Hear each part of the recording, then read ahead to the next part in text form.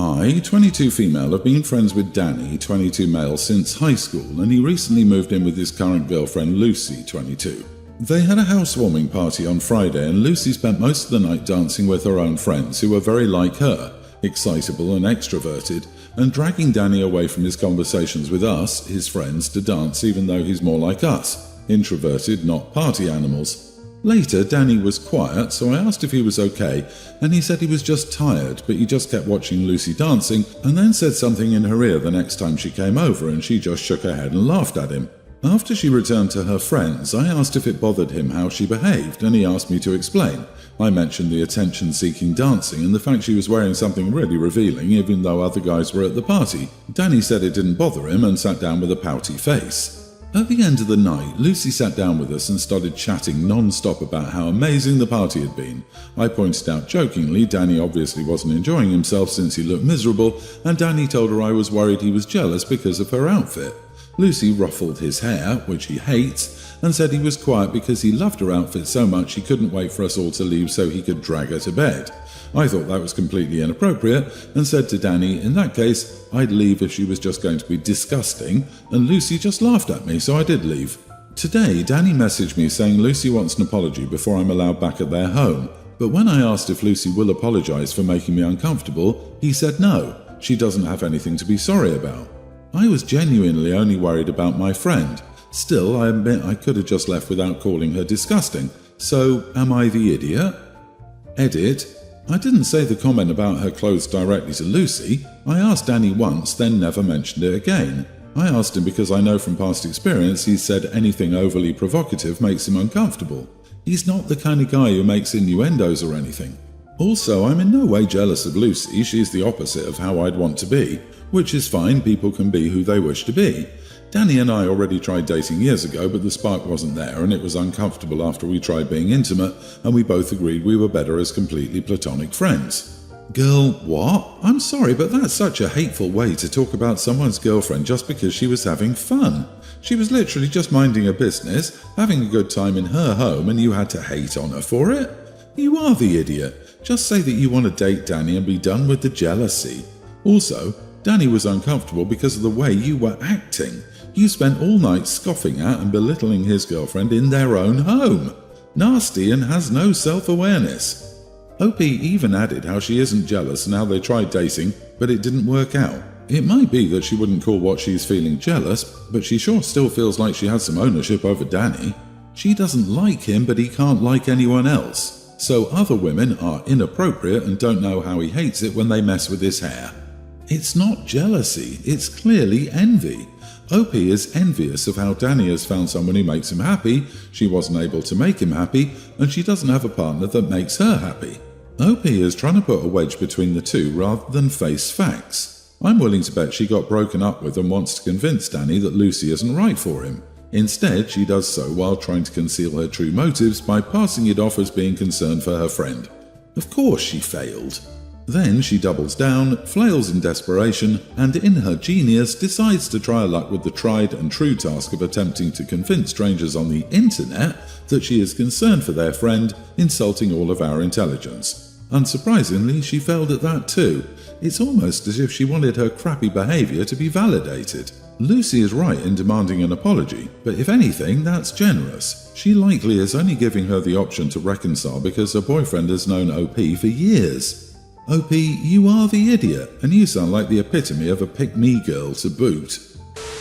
Some backstory. Whenever my mother-in-law visits, my wife always insists that one of the kids give up their room for her. It's usually my oldest, nearly adult, or youngest, young teen, for a couple of reasons. But this time my wife decided that our middle daughter, mid-teen, would be giving up her room no matter what. My youngest also has a cat that my middle daughter is scared of. My wife recently told the kids that my mother-in-law is coming to stay with us for 6 weeks and announced that it's our middle daughter's turn to give up her room. Of course, my middle daughter complained, but I talked to her about it and tried to devise a compromise. I tried to get my wife to agree that one of our older kids' rooms would be better for a few reasons. First, our middle daughter's room is not near a bathroom. Mother-in-law gets up multiple times a night and she just hurt her ankle. Second, the middle daughter's room is big enough that we could put an air mattress for one of the other kids. Our oldest daughter's room isn't big enough for that, and our youngest daughter has a cat that the middle child is afraid of, so she can't sleep in there. There's also the issue that I strongly think our middle daughter might be autistic, and any change in routine is hard for her. Then I said that if our middle daughter sleeps on the couch, our youngest daughter has to keep the cat in her room at night. My youngest daughter refused because the cat would wake her up and want to play, but I told her it's fair for the middle to not want the cat harassing her while she sleeps, and that she should keep the cat in her room or she should give mother-in-law her room. My wife and youngest are saying this is unfair and I'm just trying to get the middle out of giving up her room, but I truly think this is a fair compromise. Middle will give up her room if the cat is away from her at night. I told the middle child if they kept the cat out at night, I would take her to sleep at my parents' house every night until my mother-in-law left. But my wife is refusing that too because her mom is already upset that our middle child likes my parents better. My parents live half a mile from her until she was born. Mother-in-law lives across the country, and that this will make her think the middle is sleeping there to get away from her. Am I the idiot for saying either my youngest gives up her room, keeps the cat in her room, or my middle sleeps at my parents' house while my mother-in-law is here? 6 weeks? Everyone's the idiot here except the daughter. What the actual heck are you and your wife and your mother-in-law thinking throwing your kid out of her room for 6 weeks? Mother-in-law can stay in a hotel and or come for a much shorter visit and or sleep on a folding bed. This plan is wholly awful. Your mother-in-law should be ashamed for even thinking of disrupting your home for 6 weeks. Not to mention the disruption to the cat. Not to mention, you think your kid may be autistic but haven't actually had her evaluated? All you adults should be ashamed of yourself for your parenting failures. I found out mother-in-law was staying for 6 weeks at the same time as the kids. I told my wife she should either sleep on the couch or get a hotel, but that resulted in an argument for another story. I do not agree with the kids giving up their rooms, especially for that long, but my wife won't compromise. Then this is not a marriage, this is a dictatorship. Put your foot down, if not for yourself, then for your children and your cat. Your wife needs to learn to discuss and compromise. I would take this to a couples counsellor, but she doesn't sound capable or interested in compromising or changing. You need to put your fantasies of divorce into action. I'm pretty sure you have fantasies of divorce, am I right? Gee, I wonder why the middle child prefers her own grandmother over the lady who invites herself to stay for 6 weeks, kicks her out of her room, and exposes the cracks in her parents' marriage. Dude, 6 weeks is not a visit. It's long enough that mother-in-law should pay the rent. Grow a spine and tell your wife and mother-in-law to screw off. My baby had a birthday last week, so we planned a little party for him last weekend. We were supposed to have only one party with both sides of the family, but my sister-in-law and her husband live far away. They haven't met our baby yet. The last time we saw them was before the global issue, and they postponed their visit for a week. So we had a party with my side of the family, my mom, my 2 siblings and their partners, last week, and another party yesterday with my husband's side, his mom, my sister-in-law and her husband. As you can see, it was 2 very small gatherings. Basically, both times we did the same thing. A meal, a cake, they gave gifts to the baby, fawned over him, took 1 billion pictures and videos, and we chatted while the baby napped for half of the party. I'm breastfeeding, so I don't drink at all, and my husband doesn't like alcohol much, so he stopped along with me. We didn't even think about buying wine for the parties, because the last time we bought any, it was like 2 years ago. LOL. I thought the party with my family-in-law went well. Everyone was happy until I received a text from my mother-in-law this morning asking me why I didn't serve drinks and saying that neglecting my guests was in poor taste. It seems my sister-in-law is very upset with me because she thinks I was cheap when they came all the way to see us and bring gifts for our baby. To be clear, my husband was the one who planned the second party and he bought sodas and juices because that's what he wanted to buy. I don't know why I'm being blamed. The thing is, not serving wine for a party is rare and weird here, but my family didn't say anything about it, so we just went with the same plan for the second party. And before anyone says anything about my husband, he called his mom and asked what the heck was going on, and said that if they're not happy with our way of hosting, they don't have to come next time. I guess I'm asking if I am the idiot for not serving alcohol at my baby's birthday party. Edit, we're French, they were expecting wine with the meal and champagne with the cake, and it was lunch, and the afternoon after that, they left around 6 p.m. You know, it's a birthday for their grandchild and all they care about is their booze? Booze at a baby's party? Really? Those people need counselling. You have a serious problem with alcohol if you're mad it wasn't served at a baby's birthday party. You are not the idiot. If the guest of honor can't drink, it isn't appropriate. Yep, drinking problem ahoy, I'm afraid.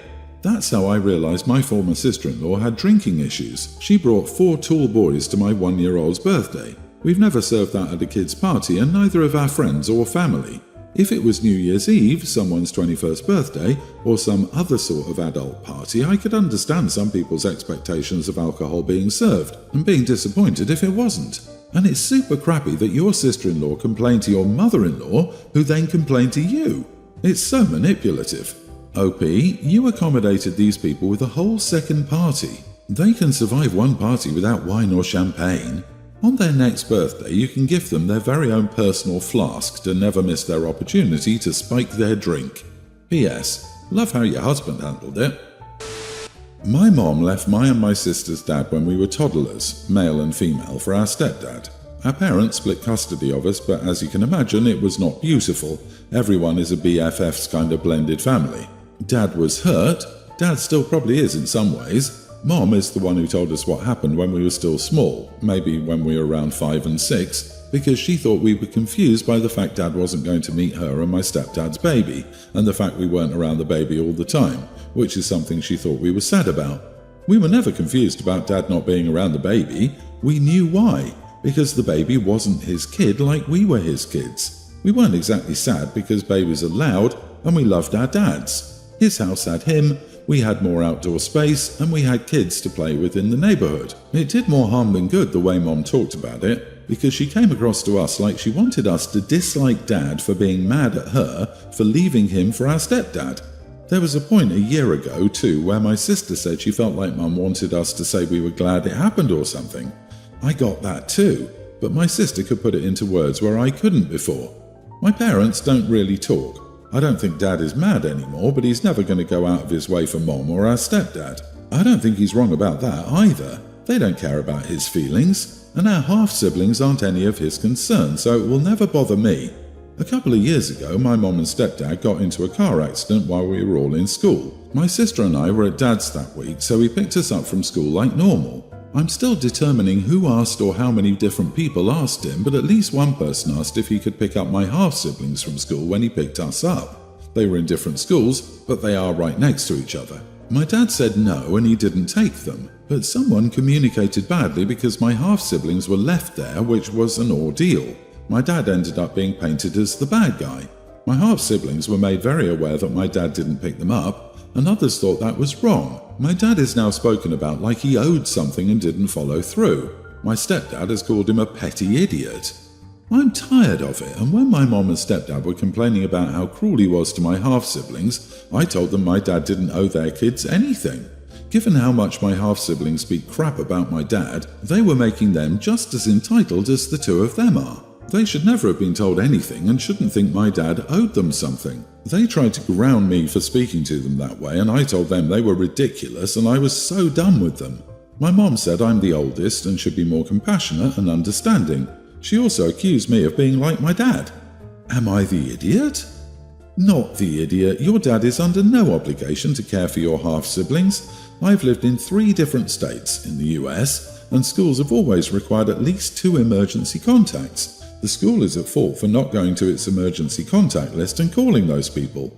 You simply spoke the truth. Your mom and stepdad don't want to accept any accountability for their roles in what led up to your dad's refusal, so they lash out at you. Would the school release the kids to someone not on the official pickup list? My kids' school wouldn't. Did these people put the dad as an emergency contact without permission? I bet that's what happened. It's not that bizarre if you're as entitled as the mother seems to be. She expects her ex to be totally cool with her and the guy she left him to be with. It's good to be civil towards them, especially with kids involved, but you don't owe them anything. It's like the mother believes she's entitled to stop, start, and define the relationship between her and the father according to her own whims. OP, it's fantastic that you're standing up for your dad. Your mum and stepdad are engaging in behaviours designed to drive a wedge between you and your dad, which is unfair and harmful. And I just take it as a compliment that you're like your dad, because she's implying you're not like her, and she is the person who cheated and broke up a family. My daughter, Teen, has been begging me to buy her a pet, so I bought her a rabbit a couple of weeks ago. She loves it and takes it everywhere with her. The problem started when she went to her mom's home and took the rabbit with her. Apparently, her half-brother is allergic to it. 2 nights ago, my daughter called me and asked me to bring her back home. Apparently, her mom tried to convince her to return the rabbit because of her brother, and they got into an argument over this. When she refused to let her return the rabbit, her mom asked her to send the rabbit to my home and never bring it to her home again, and my daughter told me that she'll go to my house to be with her rabbit then. Yesterday, my ex called me and asked me to bring my daughter back. I told her that my daughter had refused to go there without her rabbit, so unless she let her bring her rabbit, my daughter would stay here. She thinks my daughter and I are both idiots. So, am I the idiot for taking my daughter's side? You are the idiot, not your daughter. You have shared custody. That means the rules in each house apply to only that house. You are entitled to keep the rabbit, but you cannot force your baby's mom to take in that rabbit. It feels like you enjoy using the rabbit to drive a wedge between the two. Did you even consult, or at least give a heads up to the mom? Be an adult. Come on, can we co-parent a little? Leaving the rabbit at your place is a tiny damn compromise. Depending on how allergic the brother is, there are going to be decontamination procedures in place. Not giving the co-parent heads up means that the brother could suffer without understanding why for extended periods. And how hard is it to say, hey co-parent, I want to get daughter a rabbit. What are some rules we should have in place for it? Or the daughter could be an evil genius and ask for a rabbit just to take to her mom's because she knew about the allergy and wanted to terrorize her stepbrother and mom and get back to OP's place. OP says, my daughter is very happy to use the rabbit as an excuse to never return there again. I'm just supporting her decision. If that's the case, it's actually very sad that a mom-daughter relationship has reached such a difficult place.